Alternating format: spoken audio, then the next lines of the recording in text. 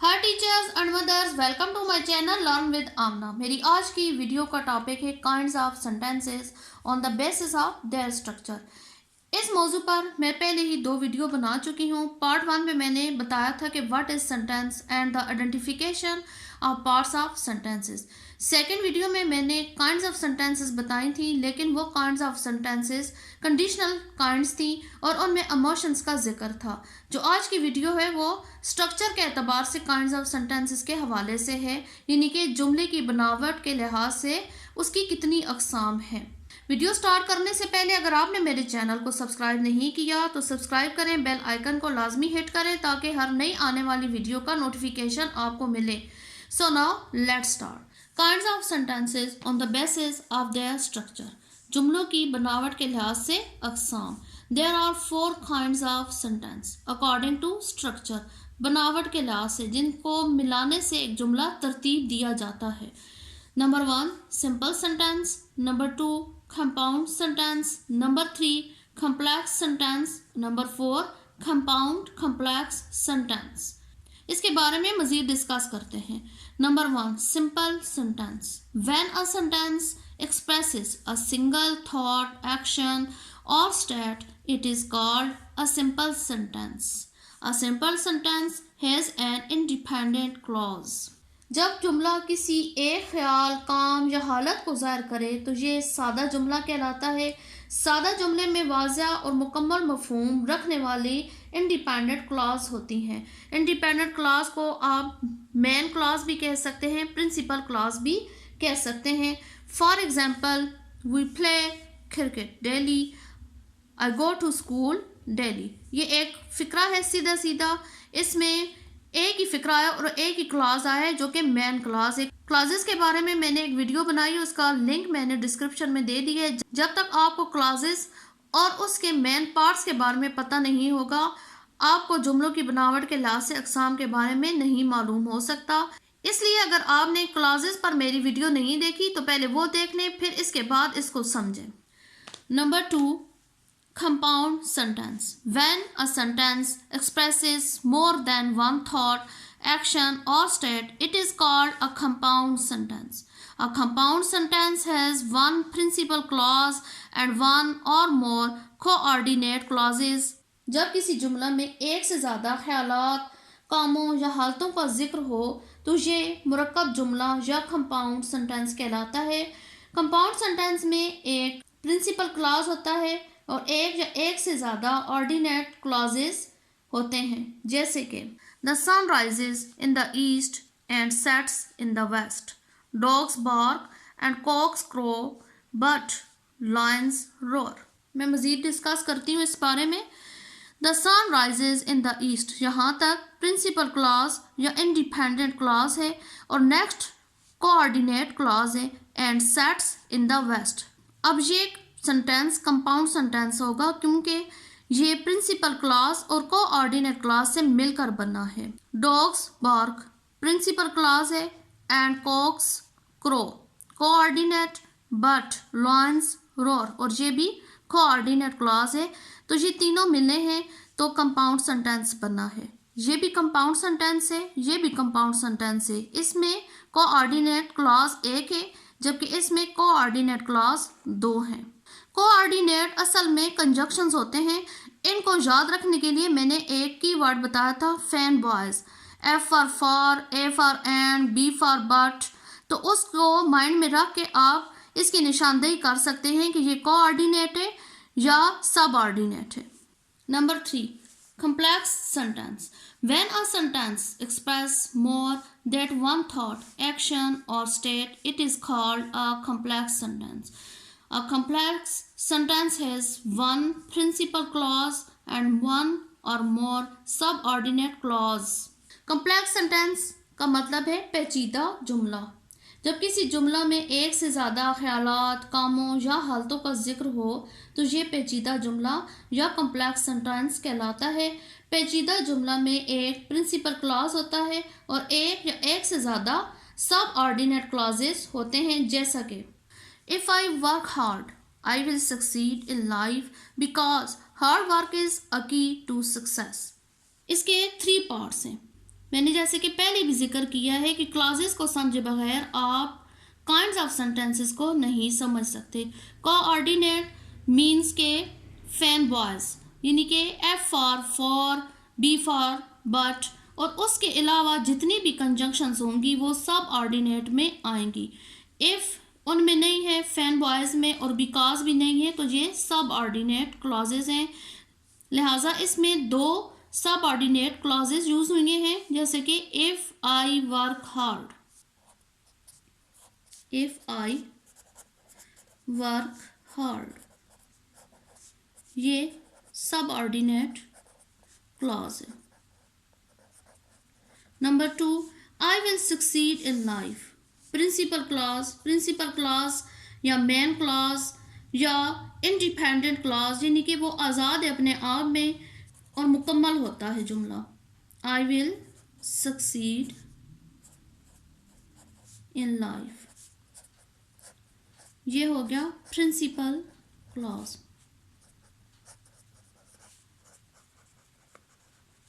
But hard work is a key to success, सब ordinate है क्योंकि बिकॉज लगा है, because hard work is a key to success. अब 3 ख्यालात का जिक्र है इधर। इफ़ आई वर्क हार्ड, अगर मैंने मेहनत की, आई विल सक्सीड इन लाइफ, मैं ज़िंदगी में कामयाब हो जाऊंगा। Because hard work is a key to success, क्योंकि मेहनत करना कामयाबी की कुंजी है, कामयाबी की चाबी है। 3 ख्यालात का इजहार हुआ है और क्लॉजेस कौन से यूज़ हुई हैं? सब ऑर्डिनेट। इफ़ और बिकॉज सब ऑर्डिनेट क्लॉजेस हैं और एक प्रिंसिपल क्लॉज यूज़ हुआ है, तो इस तरह के स्ट्रक्चर वाला सेंटेंस कम्प्लेक्स सेंटेंस कहलाएगा। आगे समझते हैं। I did not know that the little boy would tell a lie. I did not know तक प्रिंसिपल क्लॉज या इंडिपेंडेंट क्लॉज या मेन क्लॉज आएगा। I did not know, main clause. इसके 3 नाम है, माइंड में रखिएगा। मेन क्लॉज, प्रिंसिपल क्लॉज या independent clause. Next, subordinate. That the little boy would tell a lie, that the little boy would tell a lie. 2 ख्यालात का इजहार है और एक मेन क्लॉज है और एक सब ऑर्डिनेट क्लॉज है, तो इस तरह का कोई भी सेंटेंस होगा तो उसको कम्प्लेक्स सेंटेंस कहेंगे। सिंपल सेंटेंस तो सीधा सीधा एक जुमला है, उसके बारे में मैंने कोई वर्कशीट इधर तैयार नहीं की है। असल मसला कम्प्लेक्स और कंपाउंड सेंटेंस में फ़र्क का है। अभी उन 2 के बारे में मैंने बताया है, उससे रिलेटेड एक वर्कशीट है, ताकि वर्कशीट के ज़रिए हमें पता चल जाए कि आया कंपाउंड और कॉम्प्लेक्स सेंटेंस के बारे में हम जान पाए हैं या नहीं। जब इसके बारे में जायज़ा हो जाएगा तो फिर नेक्स्ट कॉम्प्लेक्स कंपाउंड सेंटेंस पर डिस्कस करेंगे। Identify the kinds of sentence and also identify coordinate and subordinate clauses in each statement. इसमें हमने 2 चीज़ों को मालूम करना है, एक तो काइंड ऑफ सेंटेंस और दूसरा कि उसके अंदर क्लॉजेस कौन से, कोऑर्डिनेट है या सब ऑर्डिनेट है। तो चलिए स्टार्ट करते हैं। I understand that he has poor I site, इसमें क्लॉज यूज हुआ है दैट। एक दफ़ा फिर हम इधर की वर्ड लिख लेते हैं, फैन बॉयज, ताकि हमें कोऑर्डिनेट और सब ऑर्डिनेट में फ़र्क करने के लिए आसानी हो जाए। फैन बॉयज कोऑर्डिनेट क्लॉजेस मालूम करने का कीवर्ड है। अब दैट इसमें नहीं है, टी इसमें नहीं है, तो फिर इसका मतलब ये है कि ये सब ऑर्डिनेट है। दैट, तो हम लिखेंगे ये सब ऑर्डिनेट क्लॉज है। और ये यहाँ तक इंडिपेंडेंट क्लॉज आया था और ये साथ सब ऑर्डिनेट क्लॉज आया था, तो ये हो गया कॉम्प्लेक्स सेंटेंस।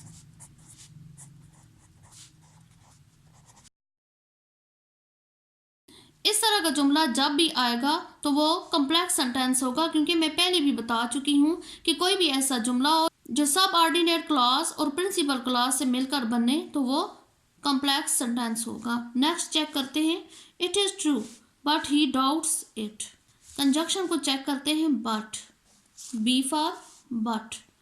तो ये फैन बॉयज़ में बी था, तो इसका मतलब ये है कि ये कोऑर्डिनेट है। और हमने पहले ही पढ़ा है कि एक इंडिपेंडेंट क्लॉज और एक कोऑर्डिनेट क्लॉज जब मिलते हैं तो कौन सा सेंटेंस बनाते हैं, कंपाउंड सेंटेंस। पहले हम लिखेंगे कि बट कोऑर्डिनेट क्लॉज है और सेंटेंस है compound sentence. Number 3, he bought a pen, a pencil, and eraser and something interesting books. Check करते हैं, यहाँ तक तो बन गया इंडिपेंडेंट क्लॉज और ये आ गया हमारा कंजंक्शन एंड। इसकी शॉर्ट फॉर्म मैंने लिखी है, ये भी कंजंक्शन है, कोऑर्डिनेट एंड इसमें आ गया कोऑर्डिनेट। इंडिपेंडेंट और कोऑर्डिनेट क्लॉज मिलकर बनाते हैं compound sentence. Next, he reads the newspapers while I am watching TV. W इसमें नहीं है, फैन बॉयज़ में चेक कर लें कि वर्ड है ये, इसमें डब्ल्यू नहीं है तो ये सब ऑर्डिनेट हुआ। हम पहले लिखेंगे व्हाइल, ये सब ऑर्डिनेट है। और जिस सेंटेंस में इंडिपेंडेंट क्लॉज और सब ऑर्डिनेट क्लॉज होगा तो वो कम्प्लेक्स सेंटेंस कहलाएगा। उम्मीद है आपको सिंपल सेंटेंसेस, कंपाउंड सेंटेंसेस और कॉम्प्लेक्स सेंटेंसेस के बारे में अच्छी तरह से मालूम हो चुका होगा। तो आइए स्टार्ट करते हैं compound complex sentence. A sentence that has one principal clause, one coordinate clause and one subordinate clause is called a compound complex sentence. ऐसा जुमला जिसमें एक प्रिंसिपल क्लॉज, एक कोऑर्डिनेट क्लॉज और एक सब ऑर्डिनेट क्लॉज हो, तो ऐसे जुमले को कंपाउंड कॉम्प्लेक्स सेंटेंस कहते हैं। For example, he is so week that he can not walk a few steps और इवन स्टैंड अप। इस जुमले में देखते हैं कि कितने क्लॉजेस यूज हुए हैं। Number 1, he is so weak principal clause के तौर पे लगा है, principal clause, P for principal, CLA for clause. Number 2, that he cannot walk a few steps. That he cannot walk a few steps. इसमें conjunction use हुई है that, और fan boy में that नहीं है, लिहाजा ये सब ऑर्डिनेट क्लॉज है। नेक्स्ट क्लॉज, इसको हम लिख देते हैं सब ऑर्डिनेट क्लॉज। नेक्स्ट क्लॉज, और even stand up, fan boys में BOYS, O फॉर और, तो ये हो गया कोऑर्डिनेट क्लॉज। तो जैसे कि ऊपर बताया गया है कि तीनों क्लॉजेज इसके अंदर आते हैं, तो ये तीनों क्लॉजेज आए हैं, इसलिए इस तरह के जुमले को कंपाउंड कॉम्प्लेक्स सेंटेंस कहते हैं। आगे चेक करते हैं। My friend is so weak in English, यहाँ तक हो गया principal clause. That he can not write a short paragraph, that आ गया तो ये सब ऑर्डिनेट क्लॉज है। और इवन अ सेंटेंस, और आ गया तो ये कोऑर्डिनेट क्लॉज है। तो ये पूरा फिक्रा, ये पूरा जुमला कंपाउंड कॉम्प्लेक्स सेंटेंस कहलाएगा। कुछ और एग्जांपल्स के ज़रिए हम जायज़ा ले लेते हैं। The match was long but we won it which made us happy, यहाँ तक फर्स्ट क्लॉज था the match was long, principal या इंडिपेंडेंट क्लॉज, प्रिंसिपल क्लॉज यहाँ तक आ गया। But we won it, but fan boys में बी आता है, बी फॉर बट, तो ये हो गया coordinate clause. But we won it, ये हो गया coordinate clause.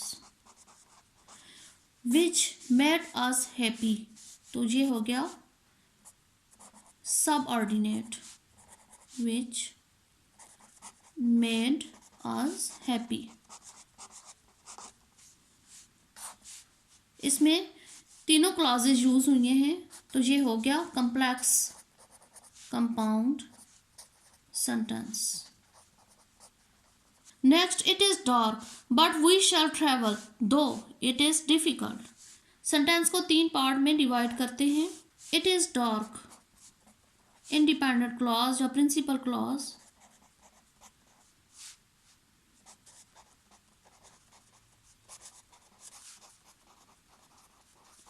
Next part, but we shall travel.